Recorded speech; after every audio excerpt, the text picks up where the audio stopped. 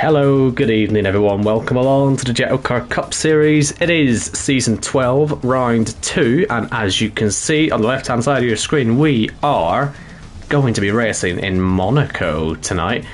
The calendar, completely made by random. Jacko uses our old friend ChatGPT to basically take a track from the calendar, give it to the drivers, and it just so happens that Monaco's popped up in the second round of the season. I'm going to come to it on. With me is Jacko, and before we get into anything, shall we make sure the stream's actually working? Because you may remember last week we basically saw no qualifying really, because it all just sort of just didn't really want to work on us. So you know what, let's Owen? have a look.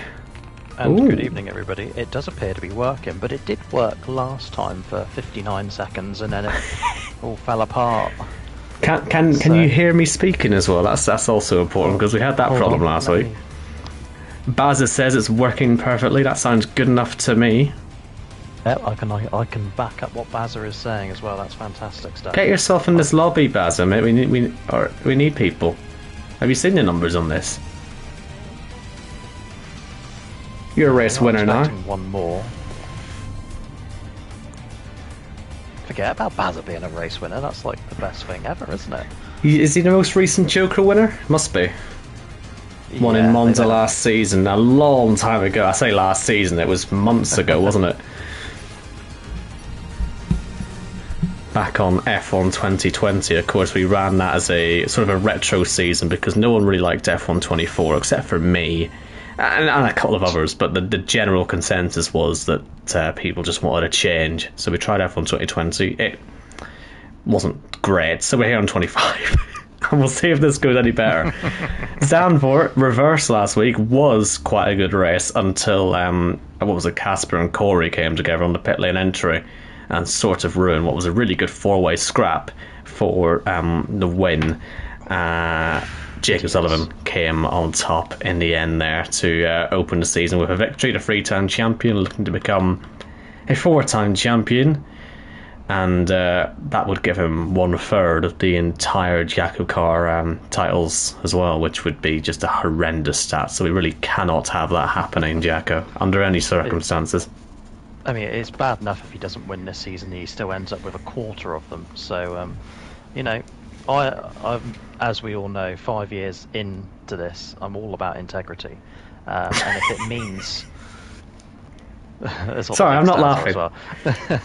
And if it means that I have to pay somebody to take Jake out to stop him from winning a fourth title, I absolutely will, because we can't have that. Speaking of Jake O'Sullivan, I assume you've already mentioned it, but because he won last week, he will not be able to qualify this week, but he is entitled to do a installation lap. However, there will be, assuming Corey gets in, 15 hot laps we will see, and 8 of them will be with dedicated times. And also, Owen, I don't know if you've noticed the chat absolutely popping off. I personally am ignoring it because they're all complaining, you know, get on with it. Well, they really should get on with it, shouldn't they? Because there was a bit of confusion with the qualifying rules last week.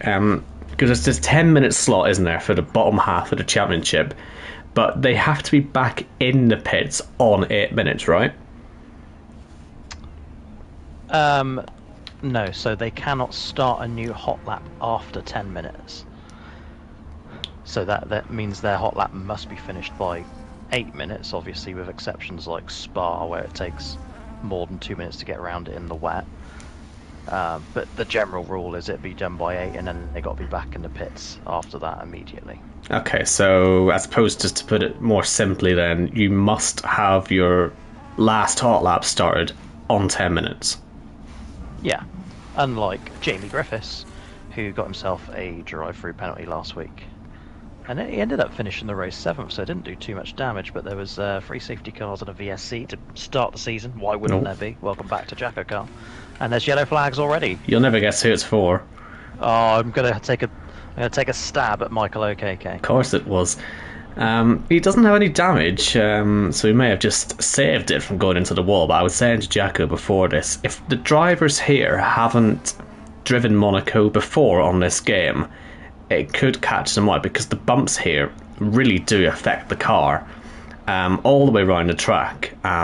So maybe in qualifying you'll see difficulties, but if anyone attempts to do anything resembling racing during this, they will have problems, as Wes has already been in the barriers and he has a five place penalty for colliding with Yuri, something that really wouldn't have been possible last season when everyone only had one qualifying lap each, but that's something the drivers had to navigate this season. And Pete Knighton's found the barriers, has he already? So not even getting to the starter laps and we've already had 4 cars in trouble, so that sort of backs up what I'm saying about this track being more difficult than it used to be. And we have Jack Craig as well, our Joker tonight, only Joker, invalidated his first lap. So yeah, difficulties all round so far, and we've barely even started yet. Let's see if Mike Kelterborn can get a clean lap in as he tags the wall, coming up the hill. Down the hill here, traction's extremely difficult. Expect people to have problems there. Slowest corner on the Formula 1 calendar coming up. Full lock through here, under 30 miles per hour. Traction is very limited all the way through here and on the way into the tunnel as well. So getting through here unscathed is a good sort of achievement, really. I think Mike will be relatively happy with that for a banker lap. Nouvelle chicane, be careful when you're cutting the inside part here, because if you do it too much like Mike's done there, you'll lose the lap. I think that's more strict this year than it has been in previous years as well, so expect to see more drivers struggling there. Michael O'Keefe's had an accident, but he's still kept the lap going. Now he's got a decision to make. Does he stay out with a broken front wing, or does he quickly box and try and get out again to start a new lap? He's going to stick with it. So he will set the first time of qualifying. It won't be a particularly fast one, and it won't stay fast due to the fact he's got both ends of his front wing missing, unfortunately for him. So 16.9 is the benchmark. Let's see how everyone gets on. Risky should beat it. Not by much, only a 16.3, and he's gone very deep into turn 1. That's into the wall heavily, and that's the front wing gone. I'd almost be certain to say that's the end of his qualifying. There's a proper lap. Wes, and 1 minute 12.3. Presumably, of course, nothing's really stopping you cutting every corner on the track to try and get around to do a new lap as soon as possible. So I wonder if you'll see people doing that. Wes with his brain engaged there, even though he does have his penalty to deal with, but at least he's got a quick time on the board.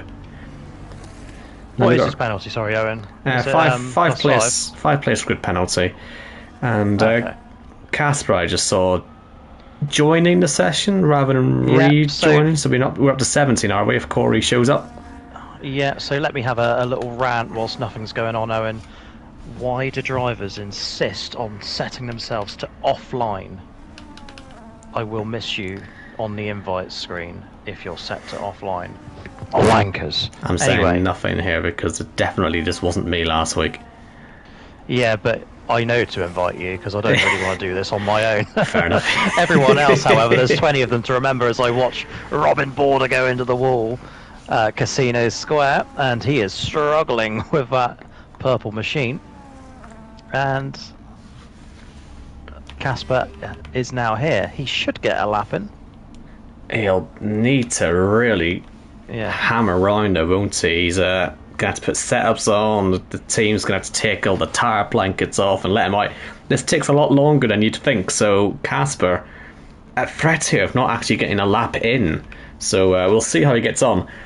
Not many laps have been done so far. Only one competitive one, and it's from a driver who's going to have a 5-place grid penalty in West Cuba. So difficulties here on one single lap, which is of course what everyone from Ben Harrett onwards is going to have to deal with as Jack smashes into the wall. That's probably the end of his qualifying. Qualifying on medium compound tyres. Don't really know why. Maybe trying to save some softs for the race. I don't know if he's anticipating a lot of pit stops. Not ideal for a Joker, is it? But of course he didn't know the Joker would be in Monaco, did he? Let's see how Yuri's getting on this lap. The game says he's gone purple in the middle sector. The rear end of that car has been absolutely going mad for the last few laps. Obviously we saw last time out in Zandvoort he really struggled. Look at that at the final corner. That wasn't as bad as his first lap, Jack. I don't know if you saw, but it was all over the show. He's got across the line, not much faster than his last attempt, and he's drifting all the way off the road and into the wall. He's going to get into the way here of Risky. This is vital for him because he's losing seconds here, and I think he may well have been crashed into there, has he? Or is Dustin? Is that Dustin who's just retired in the pits? But no, he has. He's had an accident at the Rascas. Oh dear, what a chaotic qualifying session. Sadly, this we is lose. Be carnage, isn't it? Sadly, we lose the clock now. We've only got 44 seconds for Risky to get around here to start a lap. This is difficult circumstances. Same for OKK. So, and Wes sees he's not going to make it. So, yeah, only 2 drivers out here can get a lap in, based on how I understand the rules. And we lose Robin as well. He wasn't going to get another lap done anyway. But yeah, that's so chaotic. Let's see how Mike Kelterborn's getting on. He's actually also on a lap. He's going to go second fastest. Right then. We'll need to look out for Ben Harrett soon, won't we? But let's see what corners Risky might be able to cut here. He's cut a lot of them. He's drifted around the final corner. I can't see a timer on my screen. So in that case, we'll just sort of... Let's just say he gets away with it. I want to watch a lap on board by Monaco, so let's do that. Keep it green, Risky. Let's see how you get on up the hill into the casino. He's going to have Mike Kelterborn to deal with. He's going to have the wall to deal with as well. He might as well keep his foot in, but that's it's another lap in the bin, isn't it? We might as well just give up on this. This is terrible. This lap. Yeah, sorry, Owen. I am here. I was just having a short conversation with Casper. There is a gap in the qualifying slots, the dedicated qualifying slots at 5:45. I have given Casper permission to set his time in that window. Well, Casper's in the 8-minute slot, though, isn't he? Or is he? He is. Casper, on my screen, it says he's in the 8-minute slot. On my graphic that was made by yourself, I assume. Oh yes, sorry, I didn't even see that. So yeah, here's me panicking, thinking that he's he's playing you here, Jacko. He's playing you in the rush. Yeah, he asked me a question. I was like, well, go out at that gap, but he's already in the... Never mind, I can't say what I was going to say. Wes has invalidated what was a very quick lap for himself. He did cross the line with long after the time, but doesn't really matter. He's got that 5-place penalty anyway. He's going to be starting at best 6th. And so now we worry about Ben Harrett, who's on his way out of the pits. Here he is. And this is where the proper qualifying starts. You could argue that might sound actually disrespectful to the other drivers, because this looks like such a difficult track. I'm so pleased. We might actually get a different winner for a change. Jake O'Sullivan. So, well, he's starting last. I mean, it's already going to be a difficult start for him, isn't it? It's perfect, isn't it? It's perfect. Well, we say he's starting last. Where actually is he? Well, it says he's 9th at the minute, so I mean, if anyone has any problems behind him, he can't control where the game puts him. So all the rules say is that he can't set a lap, so he may get lucky actually and find himself starting mid-pack. Don't know if you want to start mid-pack here, mind you, but if you can stay clean in the first lap or two, that's a few positions made. But we'll worry about that when we get to the green flag. I'm just going to have another quick look at the stream, and everything looks good. Still up. Oh! Well spotted, Bazza. 500 subscribers, and they're all the Dua Lipa fan club, I believe. So, how are you doing, Dua? Hope you enjoyed Arsenal's win the other night. Have we just ticked over to 500? We have indeed. So no one unsubscribed now, because that'd be really rude, wouldn't it? Gareth. Yeah, absolutely. Yeah, it would be Gareth, wouldn't it? How the hell do we do that? I mean, I didn't realise the Dua Lipa fan club had that much of a pull. Oh, it does. Everyone's telling me I should do a Sabrina Carpenter video to get those in as well. I don't know. I feel we've got to stay loyal here.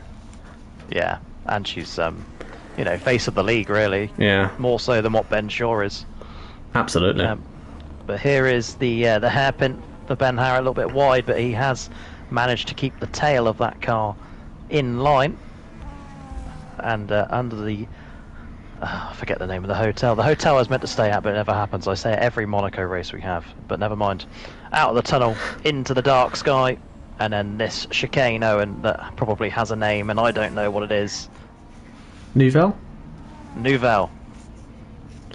I've, you know what? After 5 years, would you have expected me to have learnt the names of all the corners as Harrett invalidates? No. to be honest. I wouldn't have. Good enough. I will say, though, that I don't think that was going fastest anyway for Ben Harrett. So, an invalid lap time, 12th on the grid at best.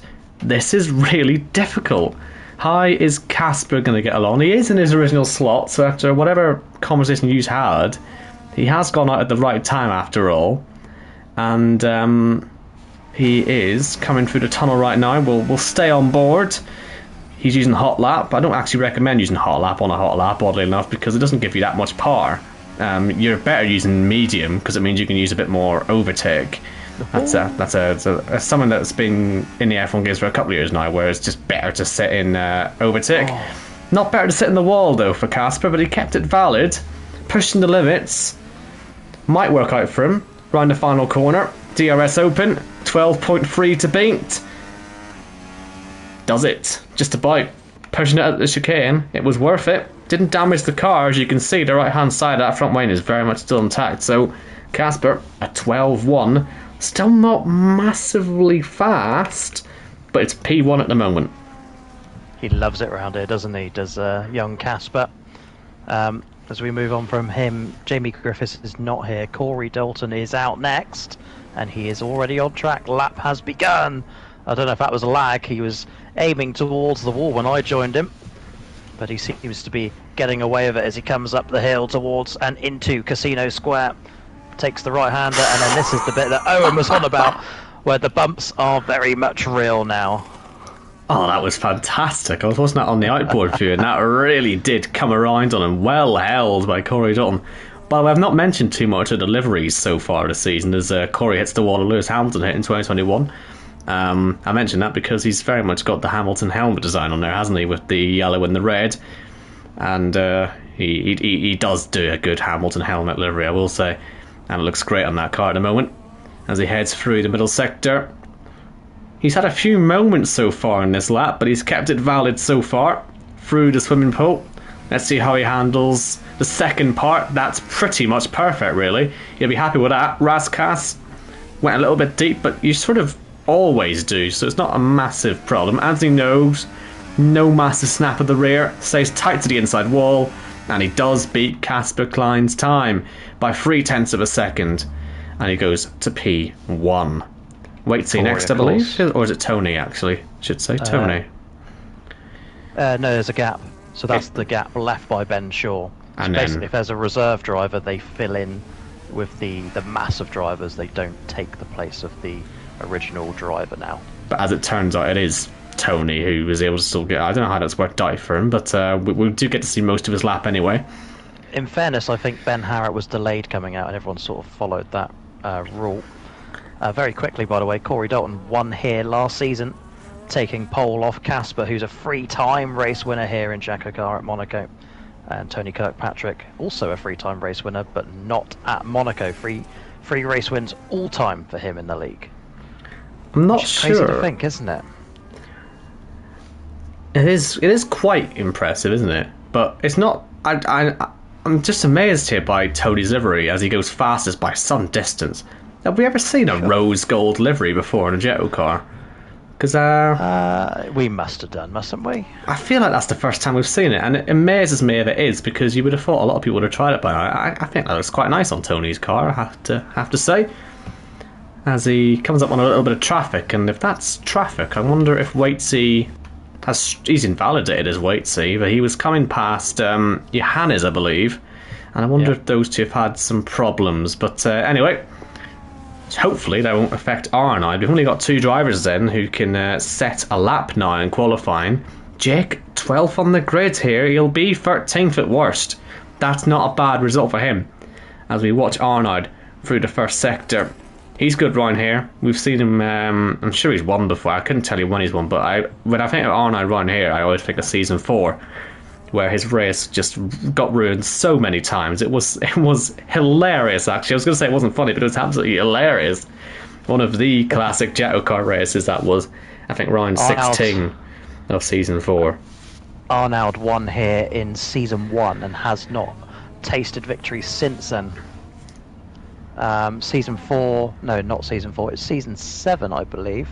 Yeah, where Kyle Smith stole it from him on the last lap, and that was the Season last 4, Kyle Smith win. Yeah, I think season 4 he stole it because it was when Arnold hit the wall on the final lap and wiped his front wing off while everyone was crashing behind trying to get into the Championship 5. Well, it could have happened twice. I wasn't there for the season 7 race, so I could be correctly on something that didn't happen. But here's, as you say, the pole position time so far, because Johannes, the bridesmaid of the league, looking to try and get himself onto pole position. There's no Jake O'Sullivan to ruin it for him. He's got a clear track ahead of him as well. He has, again, I must say, one of the best liveries on the grid as well. And it's nice to see that drivers have been playing about with the sponsor placements and all the rest of it, making proper liveries out of it. The livery editor's there for a reason, so no one's allowed to complain about liveries anymore. That's just me covering myself there for when I show you my livery later on in the season. But Johannes round the final corner, looking at all over the curb, properly pushing the limits. He's not going to be on pole though. Oh, he is? No, he's not. I thought he might have just made it, but no, he didn't. Should have stuck to my guns. Of course, he's gone second.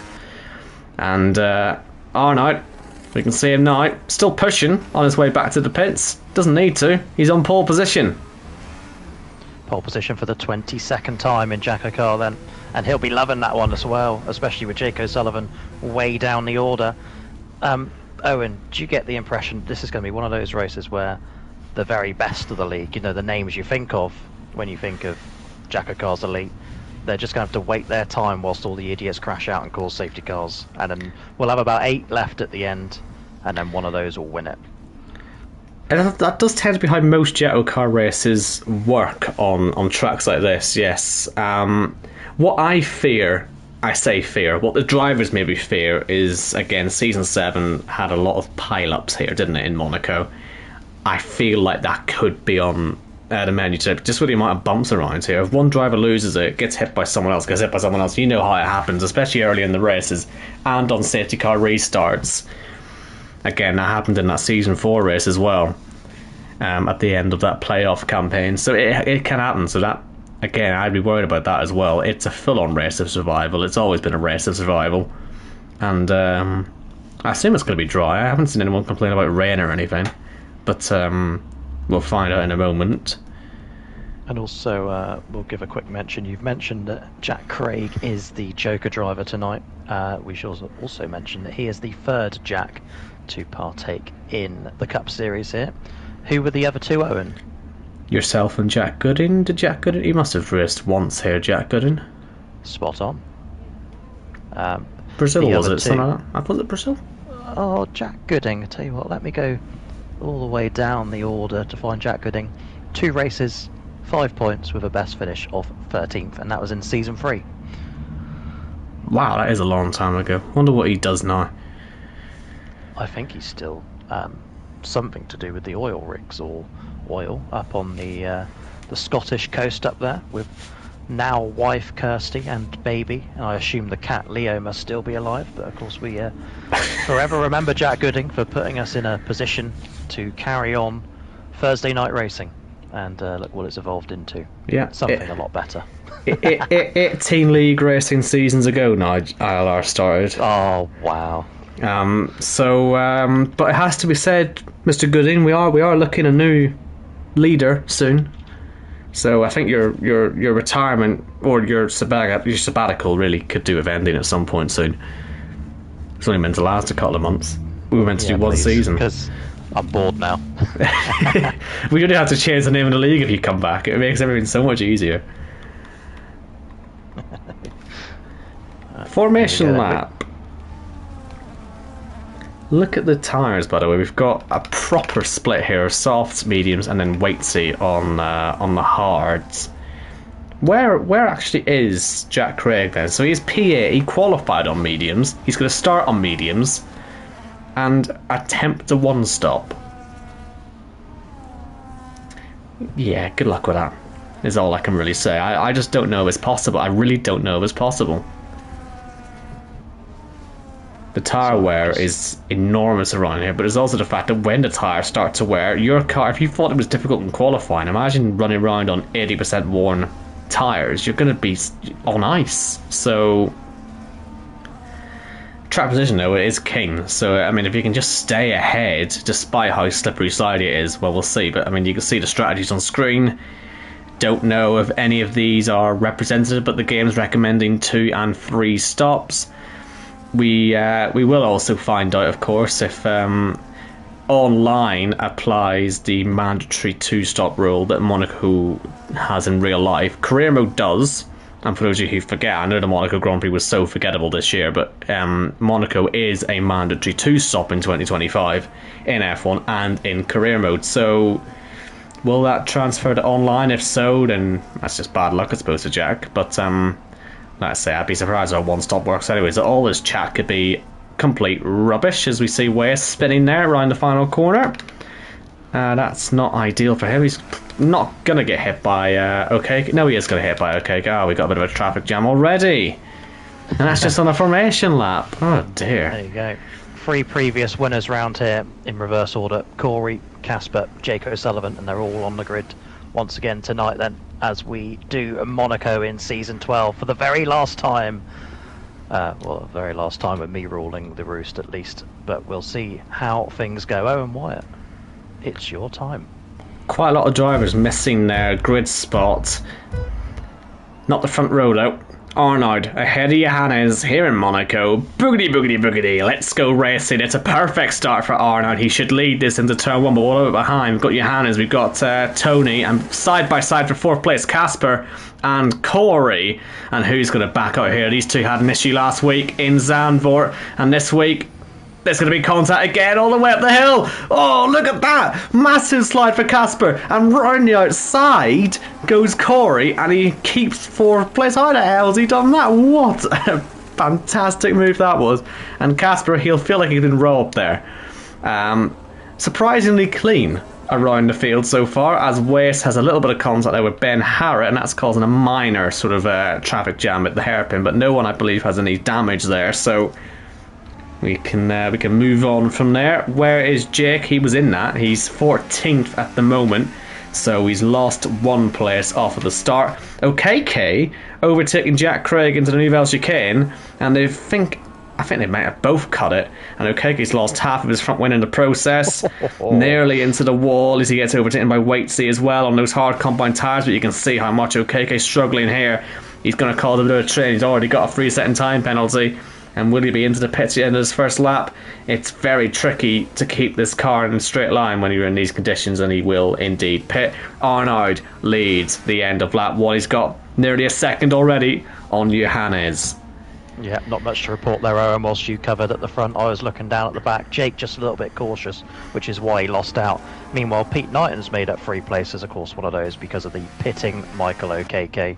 Other than that, I was waiting for the big crash at Sandoval, and it never come. But look at this front 5. They've distanced themselves from the German Mike Counterborn, and I think that is the front 5 that are going to be in the battle for the win if all goes to plan and there's no stupid safety cars looking at you. Waze, and who else we got down there? Dustin. Pete. He gets a lot of abuse though, and I think it's time to hold back on that, at least for a race or 2. What's the number Yellow now? Flags. As we lose Waitsy. Okay, it's Chris Waits. Not who I was expecting, but okay. Chris Waitsy. He might have hit the inside wall going into the Nouvelle Chicane there. That's what that looks like to me. Are we going to stay green? As Pete Knighton nearly puts it in the wall himself. We do stay green. We get away with one there, I will say. I don't think we really want an early safety car here. I want to let this race develop a wee bit. But, oh, wow! Into the wall goes Tony! I don't know if Corey helped him. He certainly looked like he did. And here comes Casper ahead now of Corey. And that's all going to get dramatic for P3. How much damage is on Tony's car? He's lost the left-hand end plate. Not as bad as it looked. It looked like he had a much bigger chunk taken off there. But that's drama for P3. That will allow Johannes and Arnaud to scamper away down the road. But just before we worry about that, have you got the number for Pete Knighton? How many races has it been now since he last won a race? Must be, what, 184, something like that? Hold on. Give me a couple of seconds and I'll be with you. 184, Pete Knighton. I hope you've all heard that. I know my Pete Knighton stats. Or, in other words, 4.5 years. Yeah, quite a long time. Well, it's actually a bit more than that, isn't it, I think? But Yeah, the best part of 5 years, let's say. Oh God, yeah, it is probably 5 years now, isn't it? Oh, Ben Harrett in the wall with Waze next to him, undercuts him. Look at this! Look at these two. That would have been mad to go side by side into the swimming pool chicane. That looks like two frustrated drivers who've both hit the wall again there, and a bit of front wingers. Has it punctured Ben Harrett's tyre? It has indeed. Waze hit the wall there at the swimming pool, and that front wing punctured Ben Harrett's front right. We've seen that before here. I think it happened to him here before. Was it him who got stuck at the pit lane entry with a double puncture? Yes, I'm sure it was Ben Harrett. I can hear his little voice now in the onboard cam. Oh dear. Well, do you know what? You've got to make two mandatory pit stops. That happened right by the pit lane entry. That's not the end of the world, that for Ben. And it probably lets him cool his head down a wee bit as well. He's in a bit of free air. Try and get his race back under control. Jake O'Sullivan's made a pit stop, by the way. We didn't see it, but he's on fresh mediums, or 1 lap old mediums. We'll soon see if Jake is on the pace this evening, though, because he should close that gap down to Ben Harrett pretty quickly. If not, I would be worried, but there's no damage on that car. He is just languishing at the back. Yellow flags. Oh no, don't be Ben. Is it Ben? It's Michael O'Kk. Michael O'Kk. There's a lot of white liveried cars there. I was worried that Ben would lose his head, but he hasn't. Or maybe, well, if he has, we haven't seen it yet. Tony into the pits, has to fix this front wing. This is going to cause him problems if he doesn't. Hopefully he'll come out in some clean air. That'll make some of the time back up for him. But yeah, that Pete Knighton stat, it actually has sort of thrown me away, but it really is over 5 years now since he won a Jackocar race. That's just... Mate, you gotta sort this. You gotta sort this out. Come on. Let's be fair. Best part of... Because it's not quite 5 years. It is. It must... It was... Oh, he's gonna crash. Oh, he just saves it. Season 1 ended in what, like June? July of 2020? It's 2020, yeah. It's September 2025, Jacko. Oh, are we older than I think we are? We are old. Yeah, we celebrated 5 years last season. Oh, sorry, I did. No one else cared, remember? Not even me. Not even you. Especially not you. Oh dear. When I brought it up on stream, I think we were busy talking about Gino D'Acampo or something like that on that particular occasion. Not that race, yeah. It was one of those really bad Jackocar races that we don't talk about. But it's been over 5 years. We're in season 12. We do, 2 seasons a year? I mean, oh no. It's contact between Robin here and Tony. I thought Tony lost his front wing again. He hasn't. But that was very close for Tony. But yeah, over 5 years since Pete Knighton won a race. Well, first of all, happy birthday, Jackocar, I will say. Sullivan Lewis Pitts. 20th of February of 2025, we turned 5 years old, so you've only missed it by 7 months. So we're coming up to 6 years then. We actually are, yeah. Oh dear. By the way, in terms of Cup Series races, this is race 194. So we're not too far off celebrating race 200, which will be round 8 this season. As for how many races all time, I'm sure somebody out there will care. Let me get that stat for you in just a second. This is race number 302. Yeah, because when you initially planned to end last season forever, that was going to be the big 300th, wasn't it? That was going to end it. But of course, as usual, we end up finding a reason to continue. It won't happen again, I promise you.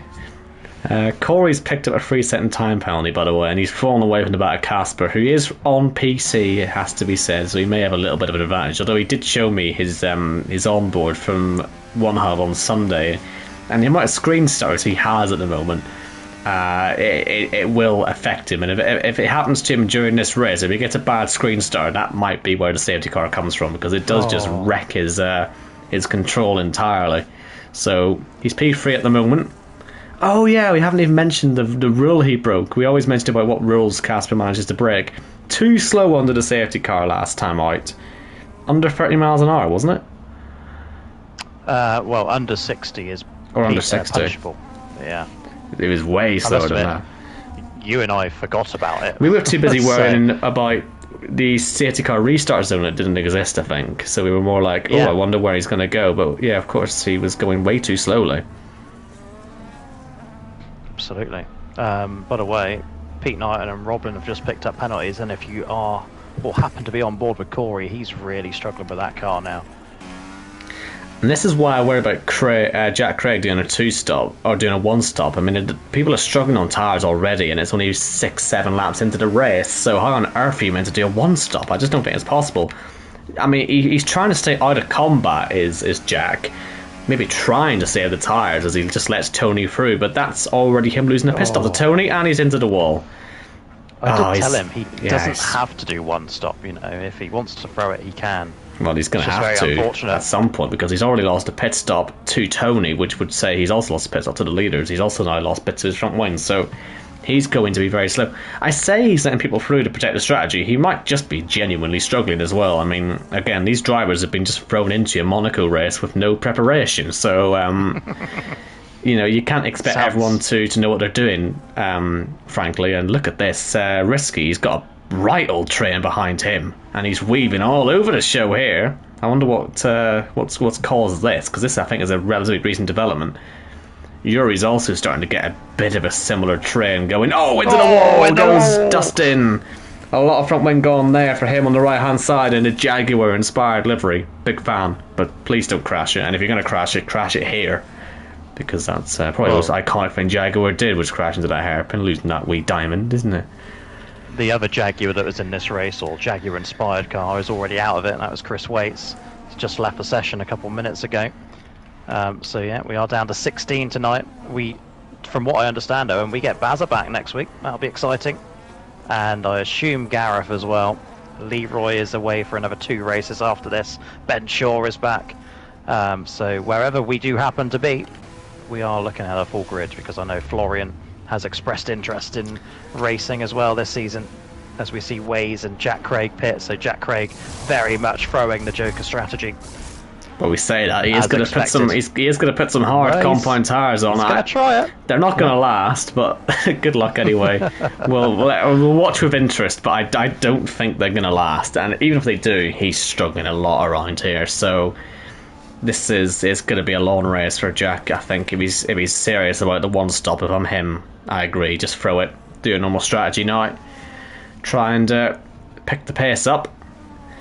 Yep. P14 at the moment, in plenty of free air at least, but yeah, not ideal for his Joker. He's in fact almost being lapped by Arnaud. I mean, he's only about 20 seconds ahead of the race leader at the moment.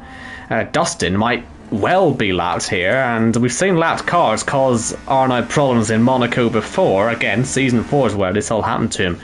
He was done by lap cars, and then he somehow kept the lead. He brought a safety car out by crashing into back markers, kept the lead. That caused all sorts of chaos as another lap car from KK goes off. And then, at the end of the race, he hits the wall here and loses his front wing. So, yeah, many things can go wrong here for Arnaud, and I'm sure he's well aware of it, as OKK slowly but surely recovers onto the track. I've just realised what car this might be that he's trying to replicate. Or at least, if it's not, it is now. That's the 2012 HRT he's driving, isn't it? I would absolutely back you up on that as well. Driven by, was that Shandok and...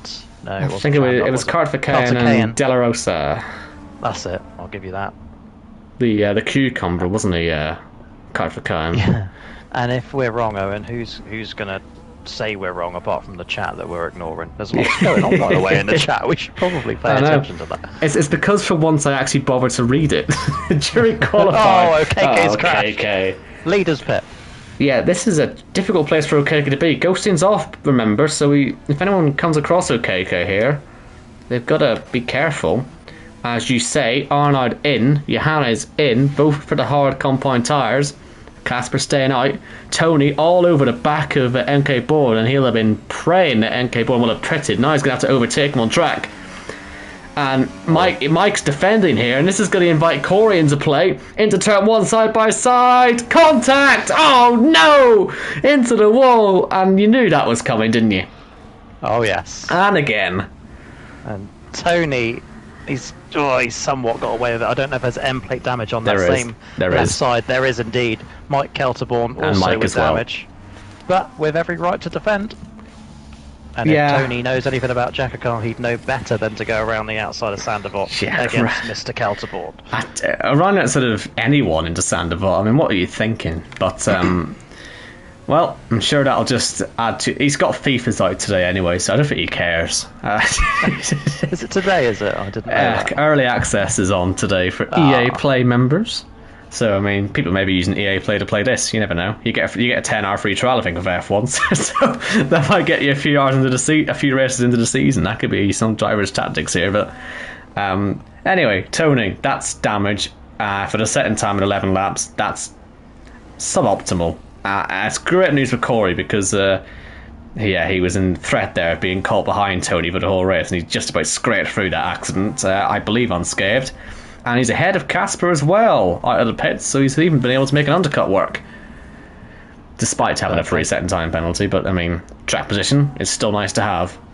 I'm going to take you back, Owen, to a message I received from Corey at, what was it, 5:41 this afternoon. I'm winning today. He always says this. I know, but I'm just, Come on. sharing it so it's out there in the air. And you can all make up your own opinion of Corey Dalton, who is yet to tell me that it's his season, by the way. He normally has said that by now.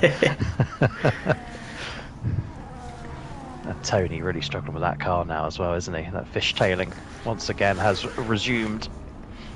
Yeah, I'm just come down to see what Robin's doing. He was quite close to Wes. I see he's got damage as well. So a few cars are wounded out there at the moment. And none of them is the race leader, Arnold, and none of them is the second place man, Johannes, who's very much on to continue a new streak now of second place finishes as he comfortably sits behind the race leader. I mean, it's not the worst strategy in the world to finish second every week, but you would like to win some every now and then, wouldn't you? So yeah. Just staying consistent, I suppose, for now. Was he second in the championship as well? He wasn't. He was just second in everything, wasn't he, last season? It was just meant to be for him.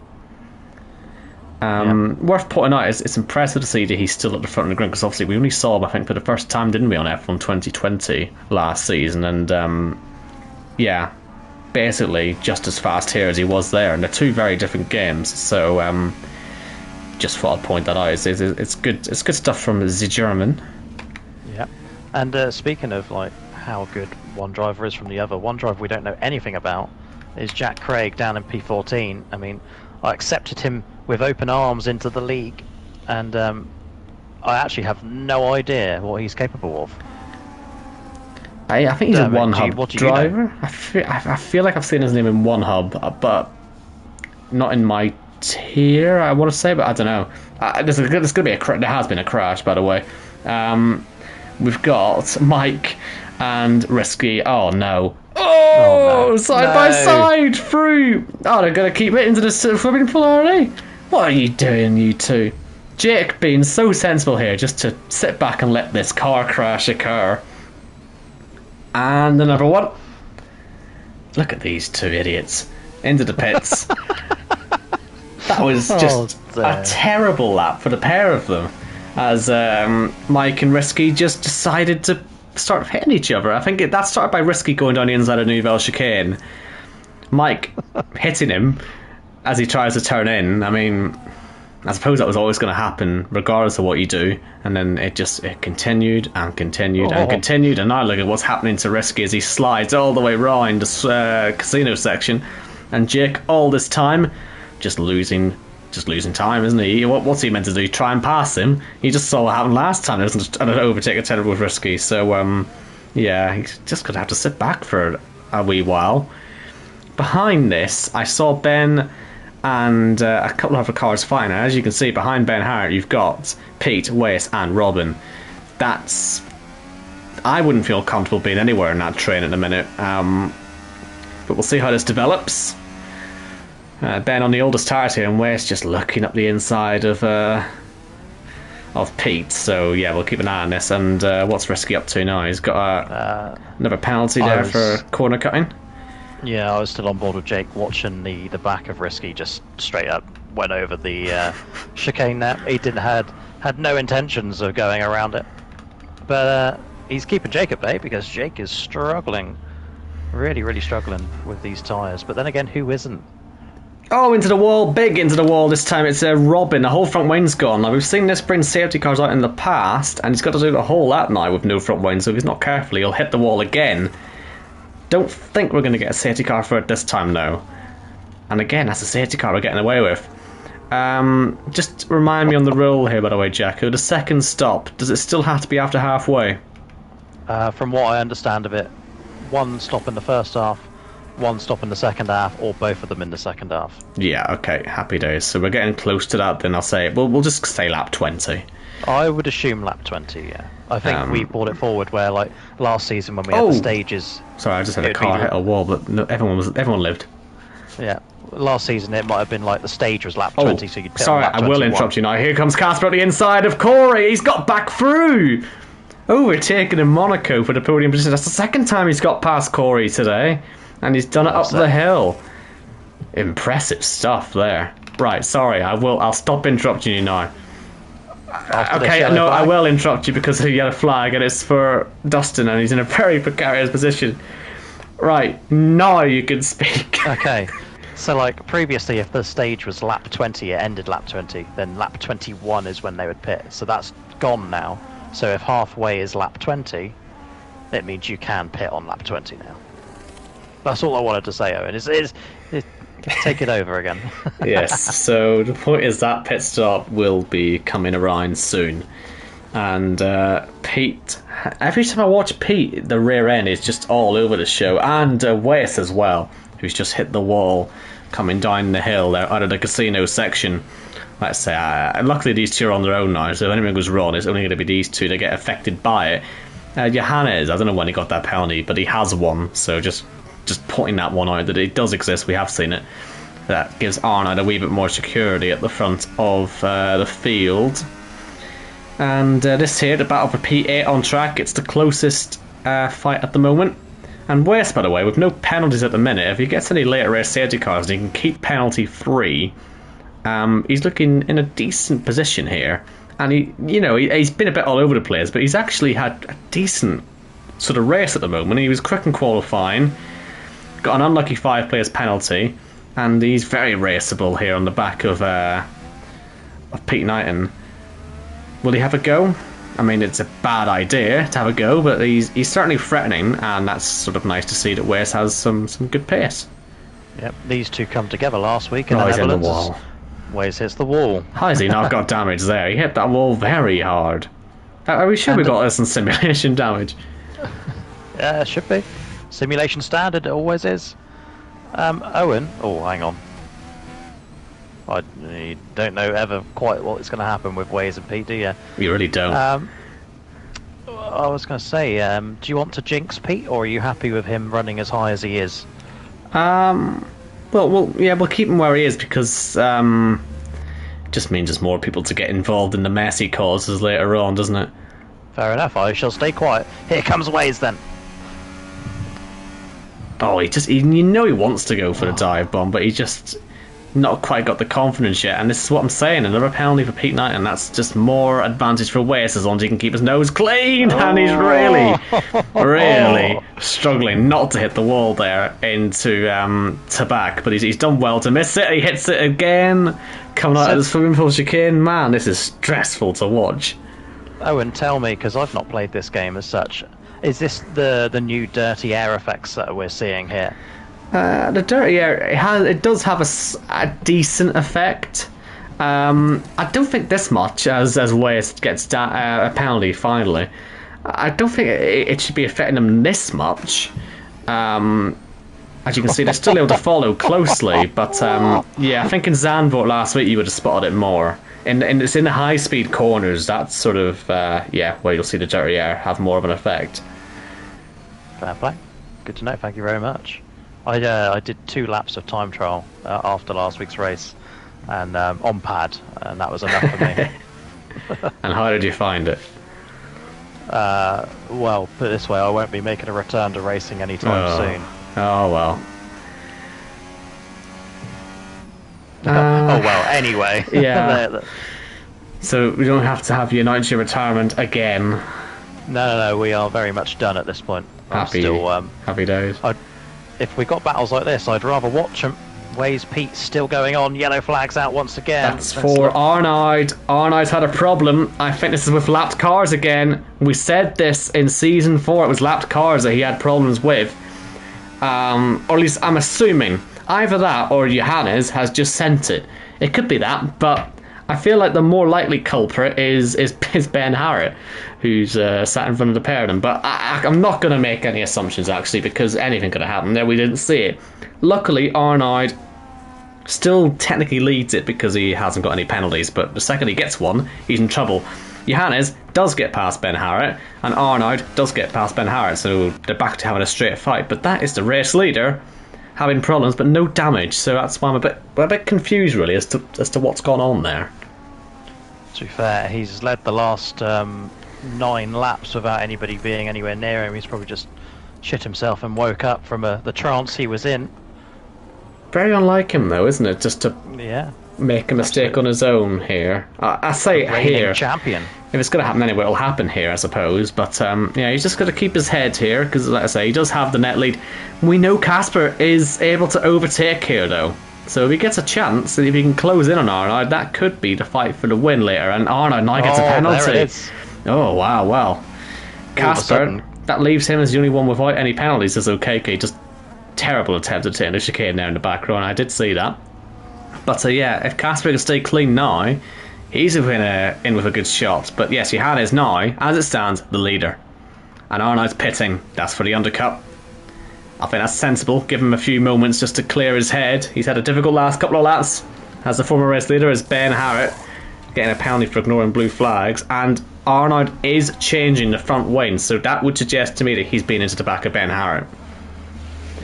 Yeah, absolutely. I'm sure we'll hear all about that afterwards, because other than, say, we'll ignore the lap he lost the lead, other than lap 10, which Casper led due to the pit stop period, he'd led every single lap up to that point, 17 out of 18. And now all of a sudden, looks like he's giving the win to either Johannes or Casper Klein, the previous 3-time race winner around here. I think changing the front wing there, that basically gives this absolutely full-on advantage Casper right now. He only has to make 7 tenths of a second to Johannes to be within the net lead of him. I think he's got the pace around here. He's already gapped Corey by 6.5 seconds. Who gets another penalty, by the way, just Corey. I'd be feeling pretty good right now. He's absolutely flying, Owen. If I'm Casper, and as you say, he is flying. And Johannes into the pits. Casper, he'll keep going. Safety car could happen at any moment, of course. We do keep seeing yellow flags popping up. And, just keep an eye on it. Nothing immediately threatening. Johannes has put some softs on. That's a mistake. That's gotta be a mistake. That's definitely a mistake. Oh no. I mean, oh dear. Well, okay. Casper, he's struggling with the back markers. But let's look at this. Let's try and put some logic into this then. I mean, he will end up leading the race still. If he has some clear air, which, looking at the map in front of him, looks unlikely, then he should be able to make a gap. Will that gap be a big gap? I doubt it. Will it be big enough to make a pit stop? I seriously doubt it. But he's still going to have no choice now, is he? A free stop. It will be a free stop because those tires are going to blow up before the end of the race.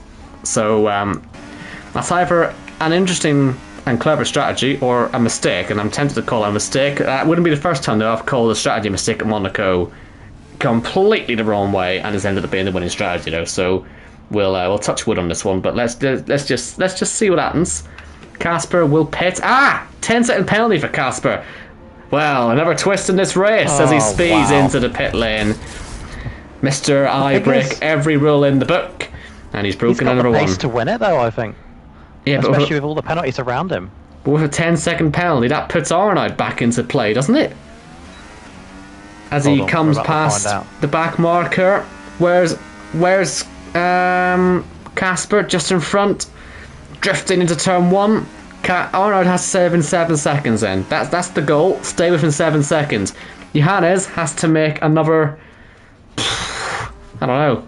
15? And in all this lapped traffic, he's going to have to hope they all play ball with him. This is going to be difficult, but fascinating. And it is. That's assuming we don't get any more safety cars. Or, I say any more. I assume we don't get any safety cars. We only lost one car in this race so far, and that was Waitsy right at the start. On what, lap 2, lap 3? They've done very well. They've done very well so far, I have to say. And it's not like they've not been crashing. They've just not been crashing out. It's about this sort of time where the concentration starts to go, though, isn't it?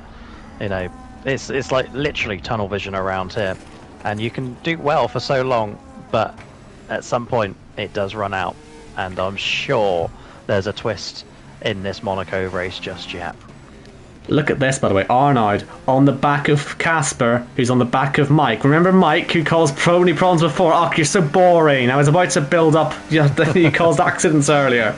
Oh, letting them both through. What are you like? You've been in this league for 12 seasons. You know you can make a bit of a race out of it. Before. That's just nothing like him. How much money has he been slipped under the table tonight? That's shocking. It wasn't me. I know it wasn't you, because he would have crashed if it was you. No, if it was me, I want the carnage. Exactly. 6.3 seconds is the lead for Johannes, but he's now stuck behind Yuri, so he's going to have to, well, get past him, obviously, and do it quickly. Ways and risky back at it. And Jake's there as well. Ways with damage, by the way. Jake must be hating this. I mean, he's just been stuck with other cars all day. I mean, he made an early pit stop. I thought that might have held him out. I mean, he's in the top 10, but I mean, after risky, it's 36 seconds before he gets to the next car. So the top 5 are very much, you know, in a different postcode, really. Literally, actually, probably for Monaco. So, yeah, I think P6 is the maximum here for Jake today, which is from 13th, I suppose, not a bad result in Monaco, but I'm sure he would have wanted more. He will be tracks to not qualify as well. Yeah, but I mean, if he gets a safety car, that puts him back in play. So there's going to be a lot of if he gets a safety cars for the next few laps. Look at this.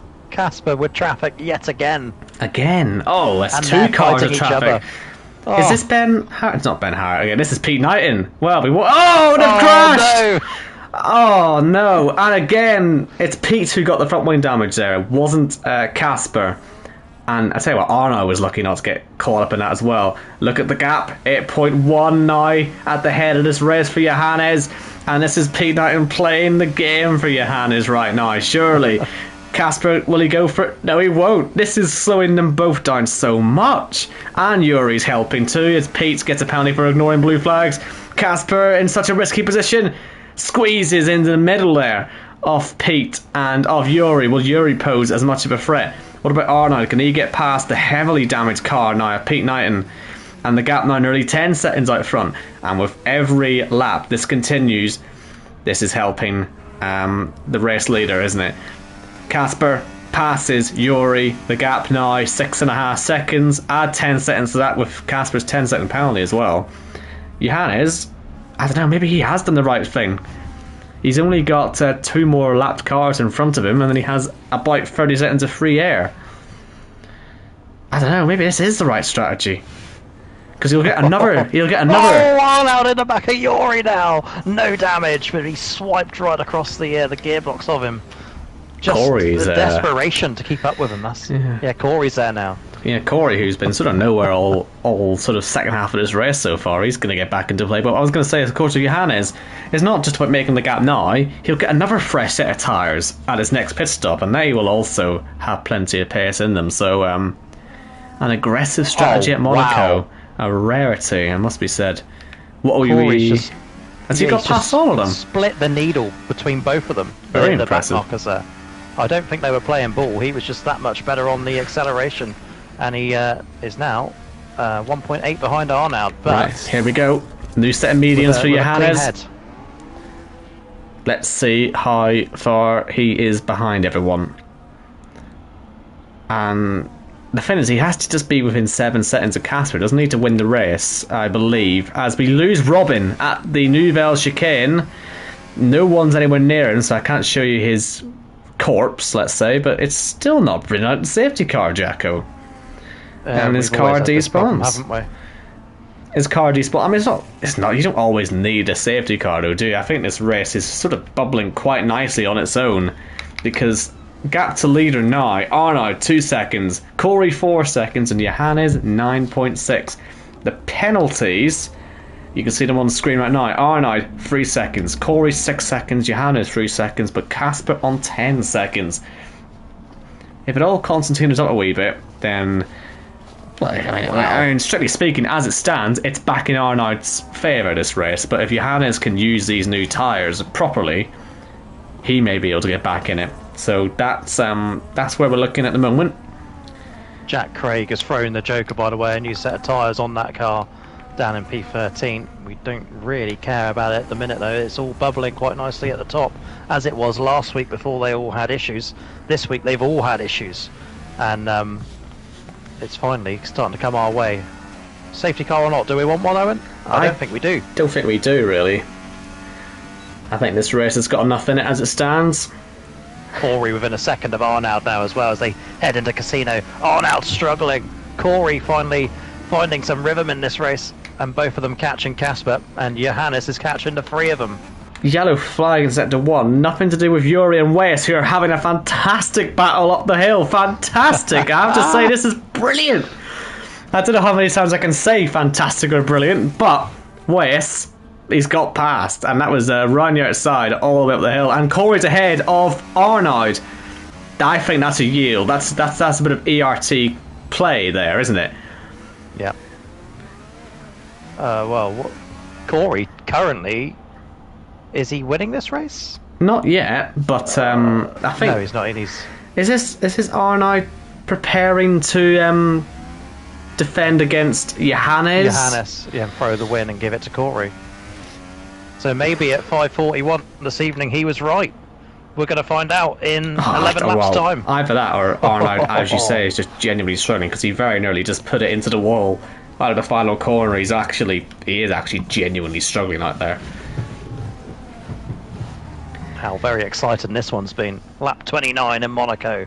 Round 2 of season 12. The drivers didn't know until we said ready up.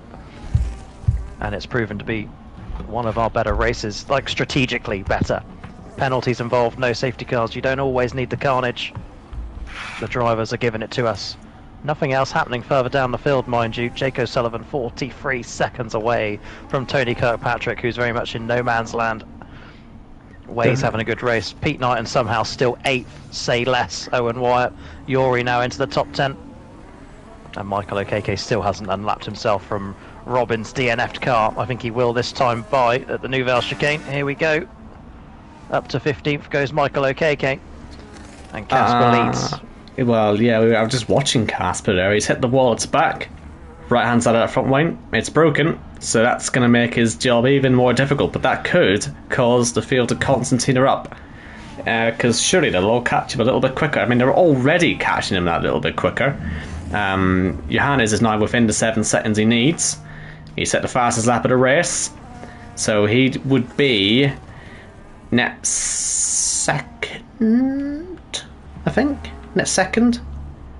Behind Arnaud, who's still technically net race leader, but with the pace Corey's got, this could be anyone's. Yeah. And how much is Casper willing to defend?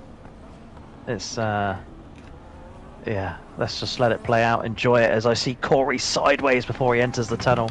It's crazy how this race has flipped from one driver to another. They've all had their good spells and their bad spells. At the moment it's very much Corey's race. Oh, he's at the wall. Oh, he's so lucky not to have wiped out the front left tyre there. I think that's what happened to possibly Robin and Waitsy hitting the inside there at Nouvelle Chicane. I was on board with Corey. That was a proper hit. He will have known he's lucky to get out of that one. But it's not stopped him from pushing. No. Like as I was saying at the time, it's his race. The momentum is with him, as he's found 5 temps since that incident. So Casper's struggling. This is it. The front line damage for Casper, it trumps all, doesn't it? Yeah. and Johannes is a second away from Arnaud. So what sort of games will the Belgian play? The reigning champion from season 11, what will he do? Will he try and help Corey? Will he try and go for broke and win what would be his 19th Jackocar Cup Series win? Or will Johannes try and get his third and make up the seconds? Jack Craig with a penalty. And in Yellow the wall. flags. And in the wall. Safety car. Or at least a virtual safety car. I think it's just virtual. The whole track is gone caution. So it'll all slow down for a moment. Will anyone get to the pits? I doubt it. They tend to last not very long, VSCs on this game, but that at least shows us that we can get yellows of some variety. It might be the respite they all wanted, just to take a breather. Just want to mention, they're all catching Risky at the moment. Risky likes playing games, although he has a 7th place to protect. Jake into the pits, he might as well. Will Risky pit? Risky will pit. That might get them. It might get him out of this lot's way. But will Casper, Corey, Arnaud, or Johannes pit? Casper has a 10-second penalty to take. If I'm him, I might have just pitted and just got rid of it, and then tried to catch them on pure pace. Because I think he's finishing 4th here at the moment. Yeah. As we go back to green, maybe that's why he didn't. Maybe it would have gone green at the wrong time for him. Gets all these cars past Risky though, that VSC. They won't get them past... Who's that? Jake. Well, Jake can play games, but he may have the pace to just pull away actually. But we'll see. At least he'll feel like he's part of the fight, and that does mean everyone down to 7th place is lapped now as well. So that just tells you, the sort of the field spread today has been incredible. But most of this is because these midfield lot have been getting lapped and getting involved. They've been getting involved in the battles.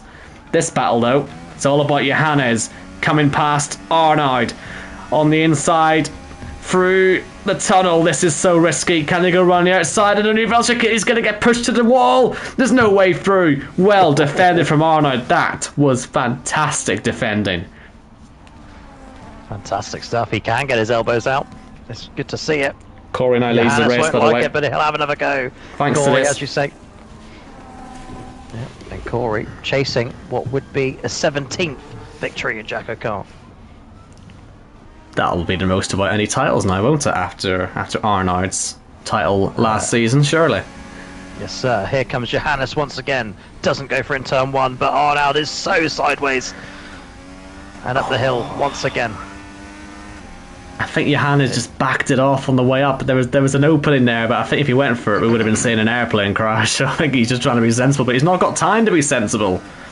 No, he's got to go. Oh, Arnaud's gone very wide, but how do you get past at the hairpin? Johannes, he can't find the way through, and this is going to be so frustrating, of course. This is promoted Casper back up to 2nd place, by the way. These two fighting, and I think Johannes, he'll probably know it. He won't quite see the gap to Casper yet, but I'm sure he can imagine he's not got enough of a gap. Down the inside into the Nouvelle Chicane, this is a better chance. Contact! Oh.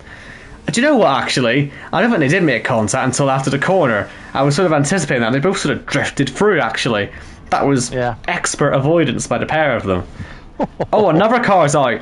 MK Bourne. And it's gone full safety car. Here we go. There we go. Casper. I think we need it. Not Casper. He didn't quite get into the pits, Casper. Corey did. That must have come out just too late for Casper to take his penalty. Johannes will stay. He's already on relatively good tyres. Arnaud was struggling. He's in. Soft tyres for Corey. Soft tyres for Arnaud. They will stay 3rd and 4th. I'm almost certain of it, because, why would Tony not pit? Why has Tony not pit? Why has he not pit? Just pit. Owen, surely he's going to lose track position, but surely Casper pits next time round, doesn't he? Get rid of the penalty. Be penalty free. Well, the finish, if he pits, he'll be 5th. If he stays out, he'll finish lower than 5th. So I agree with you. Pit. Yeah, surely. The trainer's not going to catch the safety car in time. There's about a minute between Arnaud and Jake, so I know Casper's looking a bit impatient here, but he's not in much danger actually. I'd pit. He's already going to lose this race to Johannes if he stays out. Give himself a chance by pitting. And then we'll have to look at all the penalties again, won't we? Because Casper hasn't got a penalty yet. That's so... outside this 10-second penalty, which he will take if he pits, he'll be on no track limits penalties, and that will be vitally important because Johannes is 3 seconds, Arna has 3 seconds, Tony has 9 seconds, and Corey has 6 seconds. I'm surprised Tony didn't pit, but again, nothing stops Tony pitting this lap, as Casper does pit. Nothing stops Tony pitting this lap. I'm sure he'll have realised... I don't know. Why not get some new softs on? Do you know what I mean? Because they must realise how big their gap is behind. I'm really surprised they've not all pitted. Apart from Johannes, I get that Johannes won't pit because he'd already sort of made a pit stop a couple laps ago, but the rest of them, yeah, especially Tony, I don't get that at all for Tony. Maybe he just thinks he can hold the track position. Maybe he will. There's only going to be a handful of laps here at the end of this, and half of the field are nowhere near the safety car train yet. This could be out till lap 37 at this sort of pace, and then we'll only have 2 laps of racing after that. So, oh yeah, we will. Geez, this will be very tight actually for racing laps. They're going to have to unlap themselves, though, aren't they? That's a good point. Does that happen? I don't think so. They don't unlap themselves. So actually, they will be in their own wee race here. I believe they're all lapped. The game doesn't actually say they're lapped, but they are, because Risky can't be 1 minute 20 behind the leader, surely, and not be lapped. Well, he is lapped because he's lapped. You can see it physically. He's lapped, and he's letting all of the leaders through. So yeah, and I think Jake isn't lapped. Is he? I don't think Jake is lapped. He's not. So he can catch up and be part of this fight. He's got... What penalties has he got? Only 3 seconds. So he could steal a podium, but it just depends on how long the safety car actually stays out.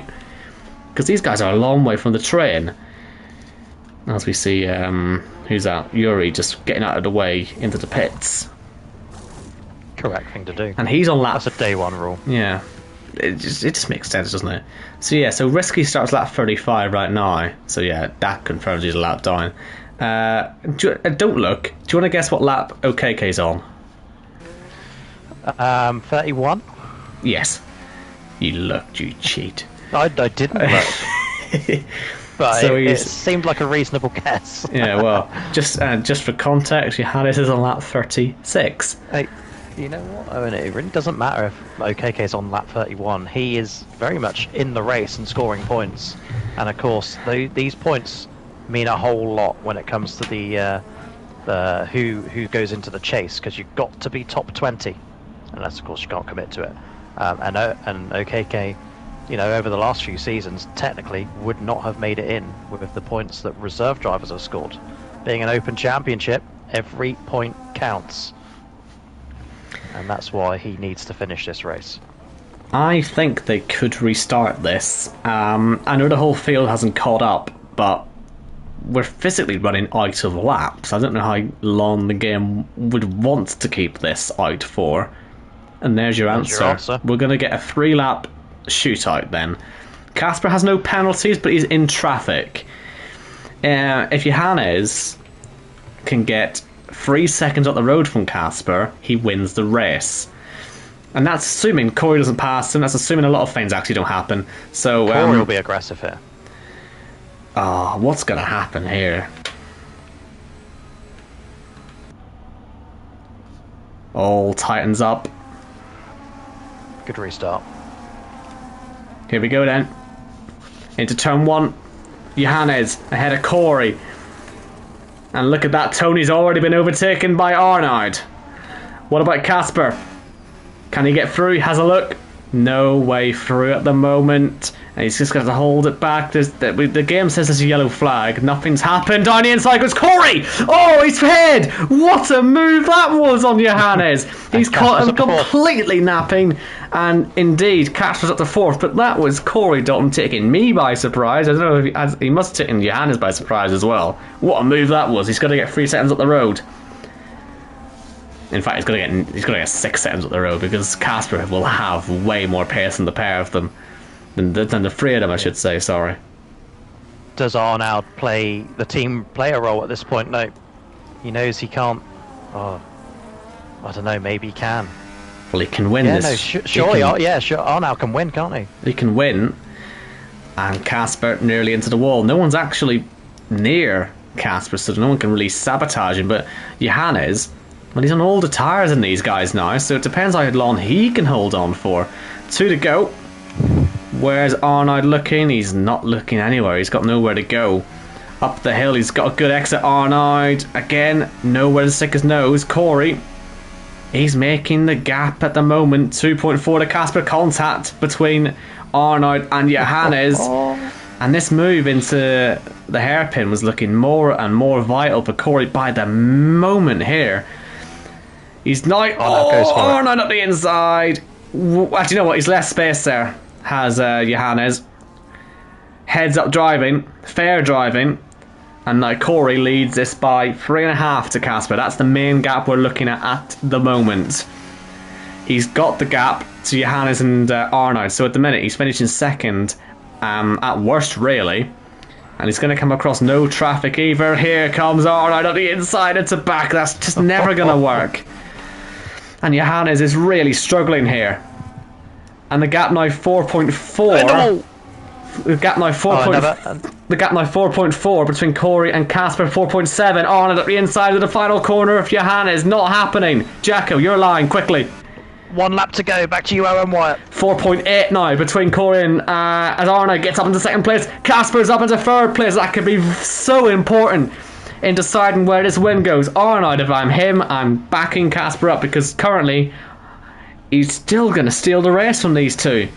And I think Arnaud's got the picture, hasn't he? Surely he's going to slow it down, and yes, he is. And Casper knows it. Casper's going to have to make this move if he wants to win this race. Corey Dalton currently leading, but losing by half a second on the penalty. It's really that tight here in Monaco. Okay, just... I don't know how he's not retired from a race, actually, or been disqualified. 35 seconds of penalties he has. Casper has to go for this into the chicane. Arnaud, well, he doesn't defend it, but Casper doesn't go for it. And of course he's going to put the brakes on. Is Arnaud. He's not going to win this race. He wants Corey to win it. Of course he wants Corey to win it. And Casper, he's running out of time here. 1/10 in it at the moment. Corey is coming round the final corner right now. He's going to cross the line. Here he is. It's going to be P1 at the moment. But what about behind the gap? 6.2 seconds. It's going to be Corey in Monaco. 5:41 was it, he said, Chijaka. He was going to win this race. About halfway into it, it really didn't look like he was going to win it. But by 0.085, Corey beats Casper, who beats Johannes, who beats Arnaud. But Arnaud, happy to play the team game there. He led the first half of the race, also to win a bit pear shaped from there. But he's done Corey Dalton a massive favour. And Corey, he's won in Monaco. And that, folks, is the 5th closest win we've ever had in the Cup Series. 0.085. Corey Dalton, what's that, Owen Wyatt? Is that race win number 17? It sure is, in 125 starts.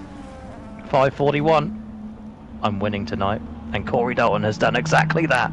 Casper P2, Johannes P3, Arnaud 4th, Tony Kirkpatrick P5.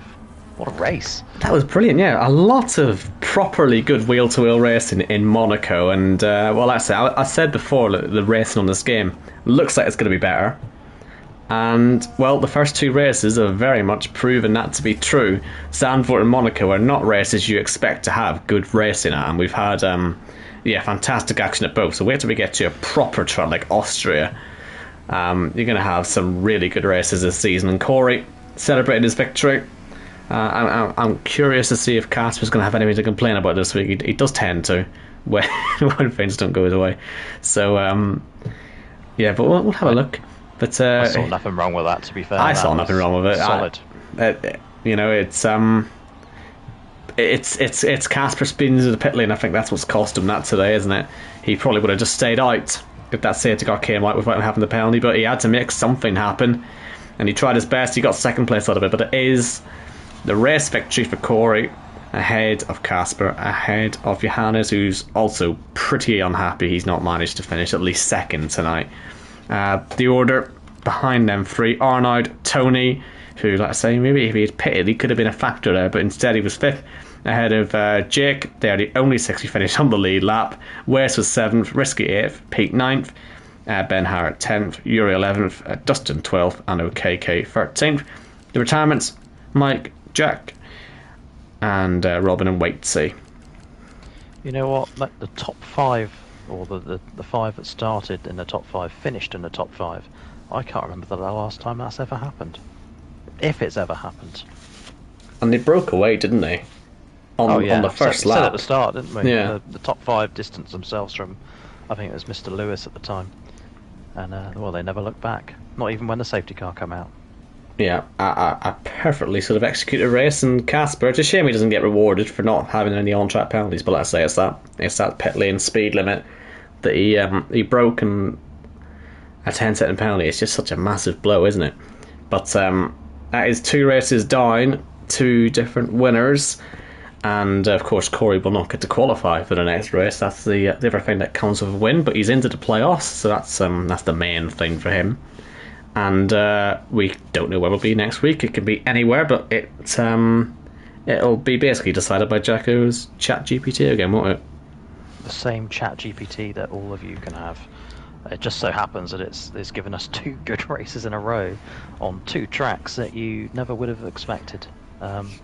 Jackocar's very much back, isn't it? Thank goodness. After such a long break, I was worried that the racing may not be as good, but I'm glad that those lingering doubts are gone now, and we're fully back in the flow. We even had a successful stream where nothing went wrong either, and we hit 500 subscribers thanks to Dua Lipa. And yeah, pretty successful night, I'd say. Yeah. Next week, Owen, we are here on Tuesday and Thursday. Yes, and we will definitely be here on Tuesday, unlike last week where we said we're going to be here on Tuesday, and then we weren't. We will be this time. We'll see you there, pretty much. I can't really preview it much because I can't tell you where we're going to be and what's going to happen, so you just have to be here on Tuesday night to find out. 7 o'clock as always. I've been on Matt with me, Jacko, and yeah, we'll see you on Tuesday. Enjoy your weekend, enjoy FIFA and Baku and all the rest of it, whatever the hell you lot people do. And yeah, safe travels.